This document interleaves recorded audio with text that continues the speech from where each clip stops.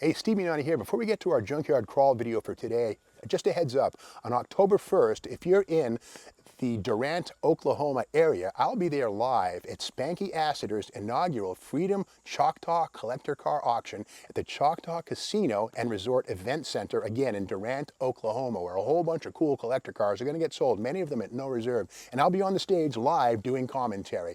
One of the best cars and most special cars in that event is going to be the actual 58 Chevrolet Impala, fully restored, that was once owned by Peggy Sue Gerron. Yes, that Peggy Sue, the star of several Buddy Holly songs. Pretty, pretty, pretty Peggy Sue. That was her 58 Impala. That car is going to get sold at no reserve, again, on October 1st at the inaugural Freedom Choctaw Collector Car Auction in Durant, Oklahoma, October 1st. Be there if you want to take a shot at that car and just check out a great auction. Okay, let's get right into the junkyard crawl here at Berniston Auto Wrecking. Hey, Steve Mignani here at Berniston Auto Wrecking, about to do the Hubcap game. Now, this is, well, the 13th episode, or we'll call it maybe the 12 plus 1 or the 14 minus 1. I'm not superstitious, but yes, this is the 13th time we've dug into this van and find out what kind of cool stuff is waiting. And let's get to it right now with, our friend is back. Rudolph is back. Rudolph Dieselhead has come to join us. Let's get started and let Rudolph hang in. All right. Okay, Chevy Malibu, 1970 or thereabouts, just kind of mundane stuff. Never seen on Super Sports, kind of boring. We've seen these before. One-piece stamping. Cool, not that cool. Oh, okay, we have seen this before, but it begs repeating. This is from a Rover, about a 1967, 8, or 9, Rover 3500 or Rover 2000. 3500 had a V8 3.5. The 2000 had a 2-liter 4-banger, Rover British car. And yes, these were seen on Rovers. Kind of cool. Funny, here at Berniston Auto, I have not seen the remains of a Rover around here, but I'll start looking because that might be the tip of that iceberg. Oh yes, Cadillac. I'm going to say probably 1965 or 6 Cadillac Calais. Pretty hubcap, really. It looks like an exotic drum brake with an exotic alloy steel or aluminum wheel around it, but no, it's a one-piece stamping with a clip-on center standard of excellence Cadillac crest. But again, this would have been 65 or 6 Cadillac Calais and other Cadillacs as well. Okay, we've seen this and let's see it again. Pontiac Sunbird. This would have, of course, been Pontiac's take on the Chevy Monza, the H car of the mid-1970s. This is a plastic hubcap with stainless steel add-ons. It's basically, like I say, it's a one-piece injection molded plastic structure in gray plastic with these little clip-ons with the center part here snapped in. And again, the Pontiac arrow right there. But again, these things were seen 13 inches on Pontiac Sunbirds of 1976, 7, 8, 9, like that. The H car. Okay, Mercury, 1965, Mercury Park Lane, something like that. Similar to other Mercury hubcaps, but again, this is not to be confused with like a Mercury Cougar wheel cover, which looked similar in 1967. This is definitely a 65 full-size Mercury. Kind of cool.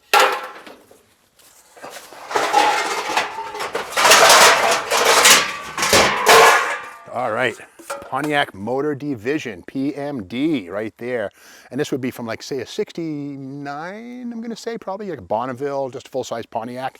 Interesting to see how the plastic center cap is held in with that sort of triangular piece of stainless clip wire. Quick assembly right there. And again, interesting piece, full-size Pontiac routine. More Pontiac right here, but this one here I would say is Pontiac 73, 74 Ventura, and possibly even the Pontiac, the Nova-esque Ventura 2.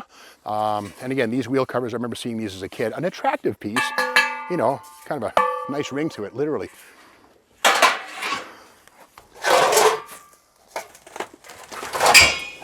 Okay, if you've been around long enough, you remember these things from the 70s. This is not an OE or an original equipment hubcap. This is a generic add-on wheel cover. We can see right there. You know what? This actually might be Mercury. This might well be a Mercury, like, Grand Marquis wheel cover. That's perhaps what it is, but either that or a pretty good aftermarket fake.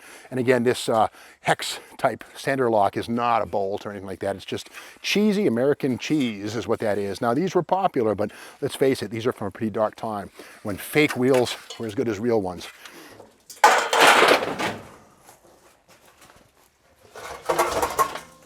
Okay, we're hitting on the Pontiacs. Here's another Pontiac right here. Pontiac Motor Division, 1961 or 2.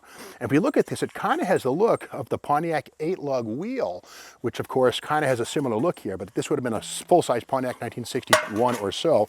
And behind it, oh, this is interesting. This is almost certainly this middle screw right here, Peugeot. I'm almost sure, Peugeot. 1966, 7, 8, 9, something like that. And Peugeot was kind of weird. French cars quite often had this weird center locator for the wheel cover. And there was minimal clip-on around the edge. They weren't grabbed from the corners, but rather this little stud went into the center of the hub. Almost certainly French, almost certainly Peugeot. P.U., Joe.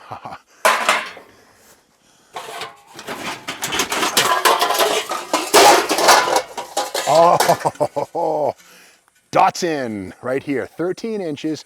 This would have been from like a Datsun, what do they call them in 1970? 70, 71, small, early Datsuns right here.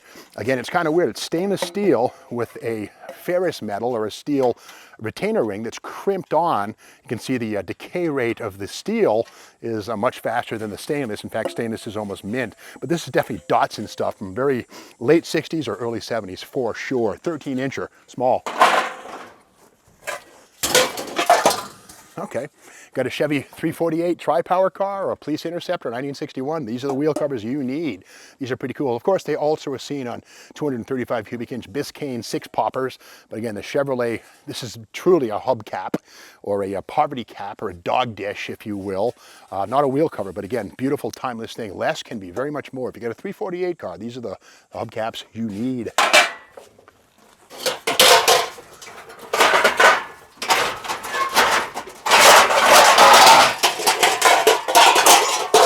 Okay, this is cool. Now, this is a Pontiac Tempest or Le Mans. The blackout here sets this apart from a base car.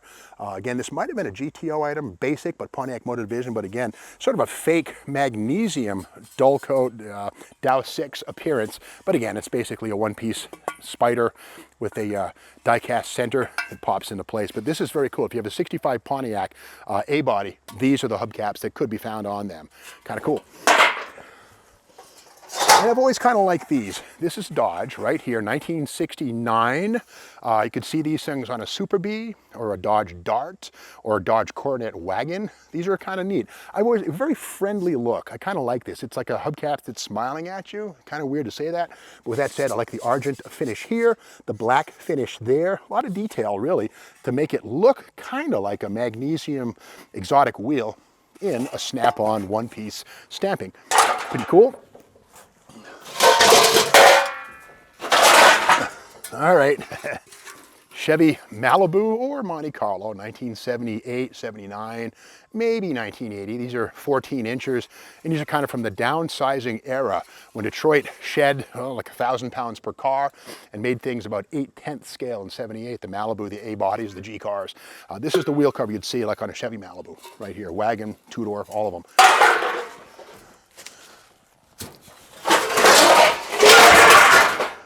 Sold!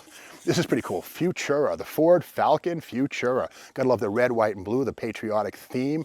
A one-piece stamping, not very exotic at all. But again, kind of cool. Red, white, and blue.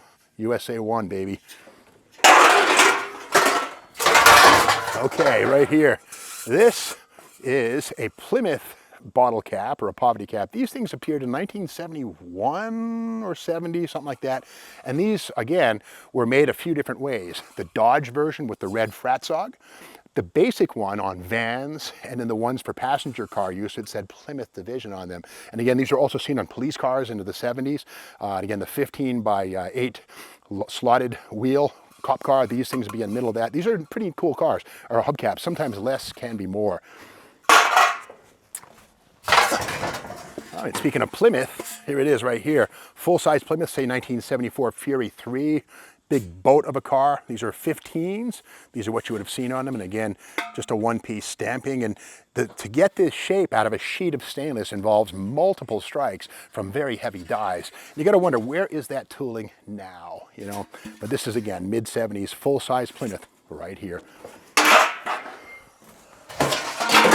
And this right here, okay, remember the Plymouth Volare and the Dodge Aspen. This is the wheel cover that would have appeared on those starting in 1976, 77, 78, one-piece stamping. And this one here, we can see the middle kind of shows the Plymouth Mayflower coming at you. So this is a Plymouth version. The Dodge version would have a different logo here. So the same wheel cover was fitted to both the Dodge Aspen and the Plymouth Volare. Part of Chrysler's one-way trip to bankruptcy, which happened in 1980. The government had to bail them out. And it's kind of, a side effect of having the one car with two different names on it. People weren't tricked by that at all. So again, this is the Mopar F-body Aspen Volare wheel cover right here. Also seen on certain darts. Well, that's the story for the 13th Hubcap game. We'll be back for number 14 if this tree don't fall on me. And me and my buddy Rudolph Dieselhead, thank you for watching the Hubcap game, and we'll be back with more tomorrow as we do the Junkyard Crawl here on the Steve Agee YouTube channel.